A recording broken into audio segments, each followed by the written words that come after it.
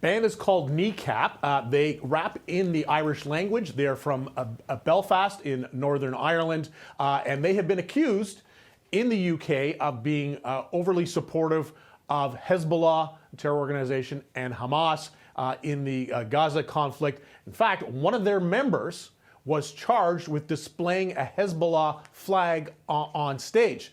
That is illegal in the United Kingdom. It's considered a hate symbol, and more on that, the Canadian situation in a moment. But listen to what Liberal MP from Toronto, Vince Gasparo, who is also the parliamentary secretary to a Secretary of State on criminal matters, had to say about this decision, just announced this morning that Kneecap would not be allowed to come to Canada to play shows in Toronto and Vancouver. Recently, the rap group Kneecap has engaged in actions and have made statements that are contrary to Canadian values and laws that have caused deep alarm to our government. The group have amplified political violence and publicly displayed support for terrorist organizations such as Hezbollah and Hamas. These are not expressions of art or legitimate political critique. They are dangerous endorsements of violence and hate.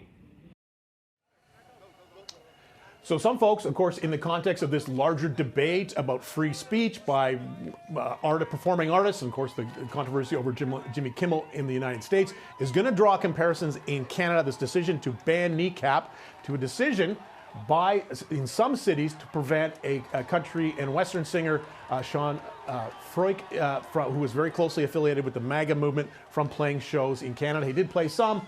Some of them were canceled. That drew a lot of allegations of censorship. But now, Kneecap not being allowed to enter the country at all because the government believes that they are supportive of terrorist organizations. Now, I mentioned that one of the members of Kneecap was charged in the UK, and that is still going on. He's essentially charged with supporting terrorism because he displayed that Hezbollah, or is alleged to have displayed a Hezbollah flag on stage. There's some conflicting opinions about what happened there. Someone said maybe he was thrown on stage and he just picked it up rather than trying to be directly provocative.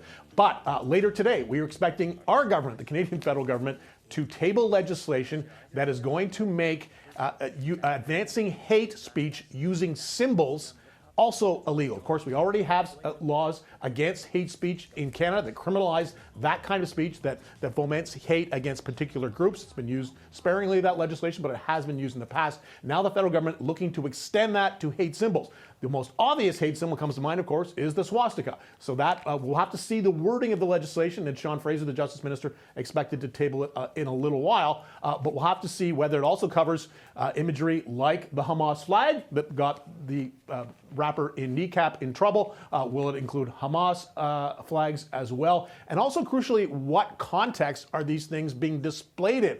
If you make a movie about Adolf Hitler, can you display swastikas? Well, of course, that would be considered to be a normal free expression.